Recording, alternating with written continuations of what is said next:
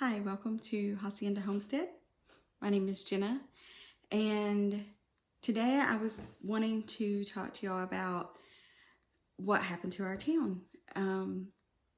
Last year, March 17th, St. Patrick's Day, we had a wildfire.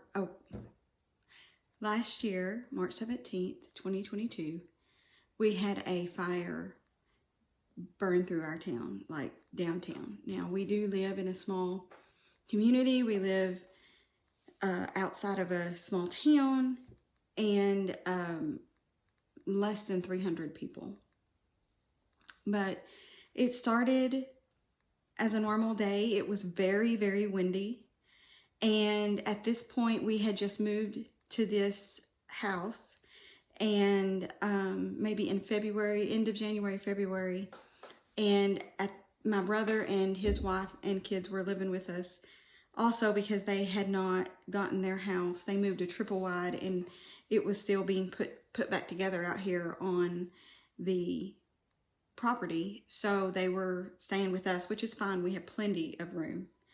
And it was that afternoon. We had that morning we had gotten up and taken our picture. My late husband's birthday was St. Patrick's Day, and so in remembrance of him, his parents always send us St. Patrick's Day Life is Good shirts, and so we had taken a picture and sent it to them, and then Lamont and Drew had left to go to hockey. Drew had hockey that night, so they were headed to the Metroplex, and it was just us girls here. Adam was at work, and a friend of mine called and said, "Hey, do you mind if I come out?" I was like, "No." You know, it was a hot, windy day, and we sat out on the porch for a while, and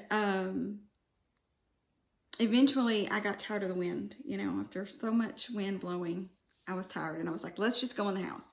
So my friend and I went in the house, and our two daughters, she has a daughter that's the twins' age, were in my daughter's room doing whatever they do. And we came in the house, and Kayla, my sister-in-law, for some reason stayed outside. I don't know if she was on the phone or what, but after a little bit she came in and she said, "Will you look out the window and tell me if you think this is smoke or if it's dirt?" Because we have lots of field. Well, we're surrounded by fields, so sometimes the dirt gets stirred up and you think it's smoke. So we walked out onto the front porch and we looked to the south of us, and sure enough, it was smoke. So we called Adam, and he said, yeah, because Adam is on the Gorman Fire Department, which is roughly 15 minutes from here. He had been on that fire department for over 12 years. And he said, yeah, there is a fire. And Lamont had just joined Carbon Fire Department as a first responder. He worked in cardiac rehab and PT for 22 years at the hospital in a local town or a nearby town. And he'd asked me if he could join the fire department, and I was like, well, I don't want you fighting fires, but you can do first responder work. And so that's what he had done. And so we could just continue to kind of watch it. And then after a little bit, we walked back outside, and to the northeast of us, there was another fire. And so now we had two fires, one to the south and one to the northeast. And a little bit after that, Adam called and he said, hey, we're headed to this one fire in the neighboring town that was to the south of us. And they've called in reinforcements. And so Carbon got called out, Gorman got called out, several other small towns got called out to go and help them. And he said, we're headed over there. And we were like, okay. And shortly after that, he called and he said, you know, Carbon just got pulled off this fire and they're having to come back because it's moving towards Carbon. And so they've got pulled off. And Carbon, you know, we're not a very big town. We don't have it all. It's all volunteer. It's all volunteer fire departments. except for 2 that are close to us, and they actually have paid fire departments. But as far as Adam and Lamont and Carbon and Gorman and all of that, it's all volunteer. So a little bit later, Adam called again, and he said, I think y'all should take the kids and go. And so Kayla loaded up all the kids, and my friend and I stayed back, and we drove down our county road to the highway that ran, it would run east and west. And we could see the flames at that point. It was very close. And I knew if it jumped that highway, then it would more than likely burn everything that we had, because there was nothing but coastal in between us and the highway. And everything was so dry. Plus there was nobody there. And everybody was, there's all these pickups with cattle trailers were driving by while we were sitting at the end of the road. And Lamont called, and he said, there's a fire really close. And I said, yeah, I know, because he had gotten the notification. And I said, we're watching it. When it comes time, if we have to leave, we'll leave. But Kayla's gone with the kids. And so we waited a little bit, and then at some point, maybe 20 minutes later, Adam called, and he said, you need to turn the animals loose and you need to leave. And right after Adam called, Lamont called, and he said, I'm headed back. He had just heard their fire chief say it's coming to Carbon. And so he pulled Drew off the ice, and they immediately started heading back. So my friend and I got home, and we turned the chickens loose. We did not have as many animals. We hadn't yet got goats or sheep or anything else out here. We just mainly had chickens, dogs, and cats. We gathered up the dogs, the 2 main dogs. Yeah, we gathered up all the dogs, and we gathered up all the cats we could catch. We have a lot of outside cats, and none of them are wild necessarily, but when you try to put them in a kennel, they don't like it. And so we did gather up the ones that we could catch and the ones that we could find, and loaded them up in the 2 cars. And I grabbed some pictures of my late husband, and that was it. We left, and we went through Carbon because we were going to my pawpaw's in Gorman. And I called Kayla and I said, meet us in Gorman. And as we were driving through Carbon, I saw flames. And at that point, I didn't realize the extent of what I was looking at. And we got to Gorman, and Adam called again, and he said, we're about to evacuate Gorman. It's going to go into Gorman. And so we loaded up again and headed to a town that was 30 minutes away, and got hotel rooms. And halfway between Gorman and that town, we met up with Lamont, and I took Drew. So I had the twins with me, and they were pretty upset. They were crying, and Lamont said, I'm going to go back to the house, because in my haste, there were a lot of things that I didn't get. I may have gotten pictures, but I didn't get meds or any of the things that we couldn't afford to lose necessarily. And so he came back. And at some point, we all ended up in Stephenville, the neighboring town where we went, and they did evacuate Gorman. And we just rented some rooms and waited. Lamont showed up at 2 o'clock that night.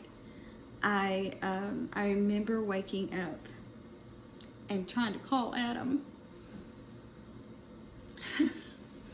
It's still upsetting because I remember how helpless you feel helpless. And I tried to call Adam, and it went straight to voicemail.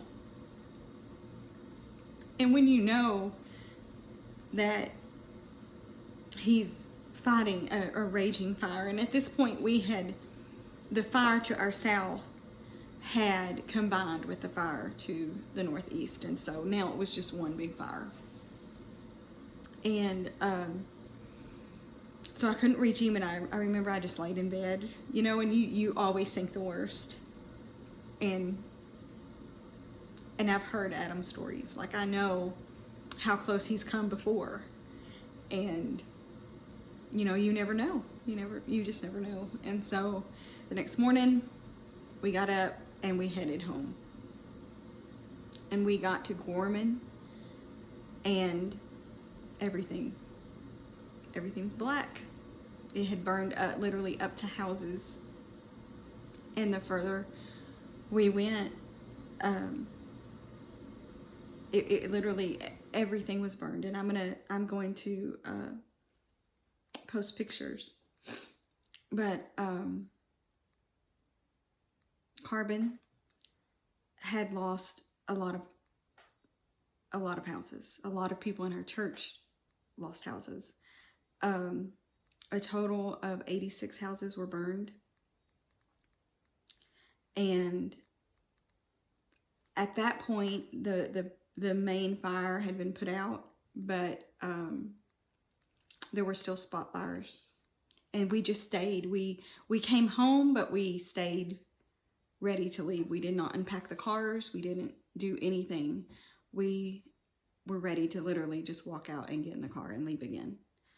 And because we still had, if a fire started near us, we still had grass that would burn, because it didn't jump the highway. Instead, had the wind not changed, it was heading directly towards us, towards our house. And at some point the wind changed, and that's what pushed it into town.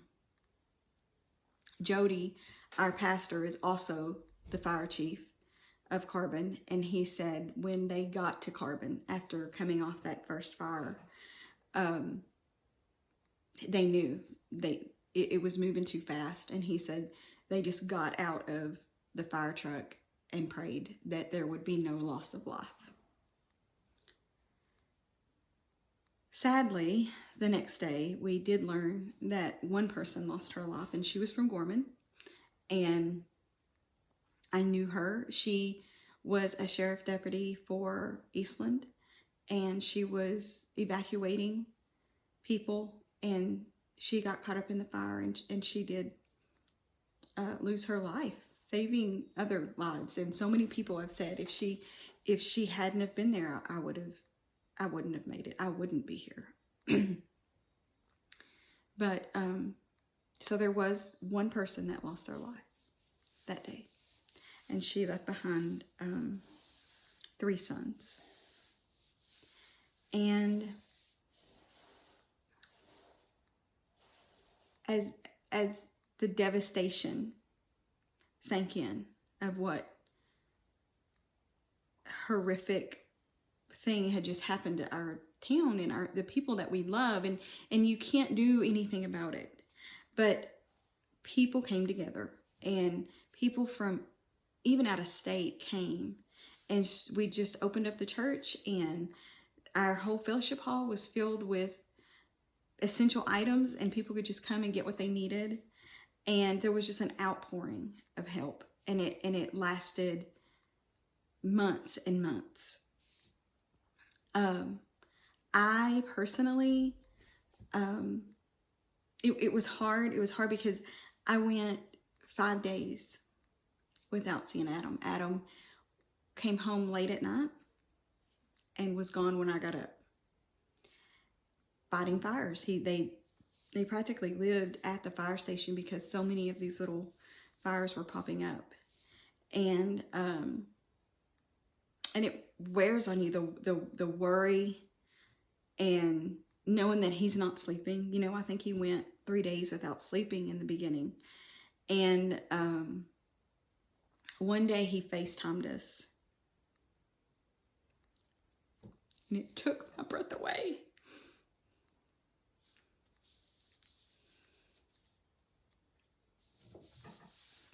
It took my breath away to see his face.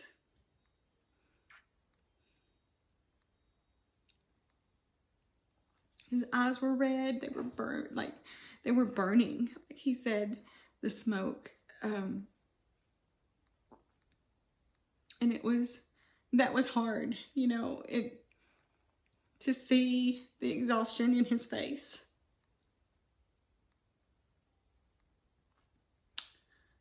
I know we talk about our parents a lot, but over a period of 3 years, we lost both our mom and our dad. And so it's just me and Adam. And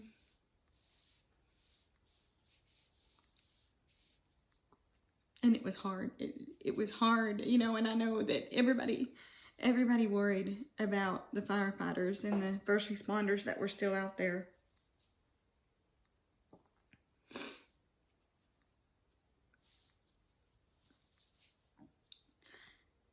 After that day,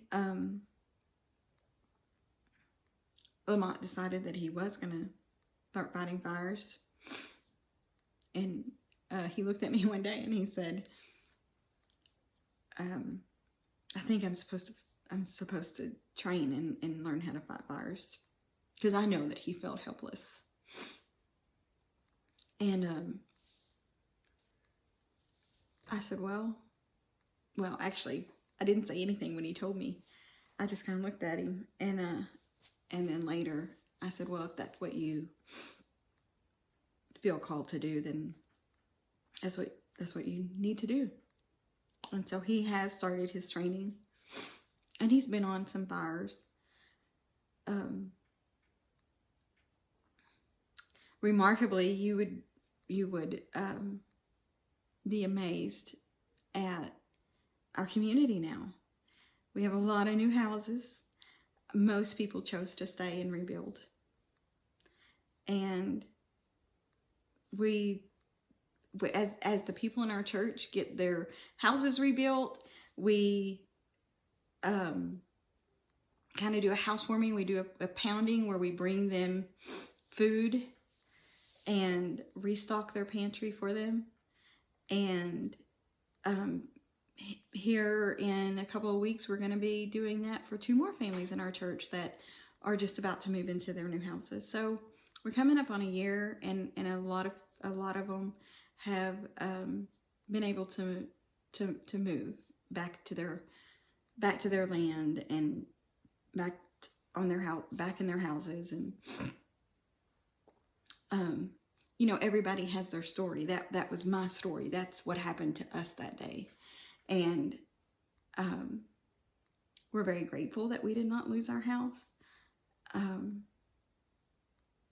But it was also a helpless feeling, and knowing we couldn't really, you know, you want to take those people's pain away. And we couldn't. They had lost everything. Pets, livestock, everything. So we don't like the wind, and the wind blows a lot here. And matter of fact, it wasn't that long ago that it was blowing so hard one night. In the middle of the night, I got up and I looked out every window to see if I could see the glow of flames. You know, that it's very real to us. The kids, it's a big deal when they see smoke. And we have gotten moisture, but we all remember, we all know. What started this fire was 2 power lines arcing. They hit and they arced, and that's what set it off. There was a time in 2006, we call it the 06 fire, where this happened. Also, towns were evacuated, but they managed to keep that fire from going through the actual town of Carbon. So that's 2 fires. That fire actually did burn a lot of houses. It actually burned Jody's house. So he knew firsthand, him and his wife knew firsthand what it was like and what those people were going through. And sometimes God uses it as a ministry, because I couldn't, I mean, as much as I wanted to take away their pain and I could empathize with them, but I had never gone through that. I had never walked through that. And I know sometimes you just need to hear from those people that have been there. And when you can say, I've been there, it forms a bond. So I'm going to leave you with pictures, but I just didn't want this day to pass without some sort of remembrance of what we've gone through. You know, there's a song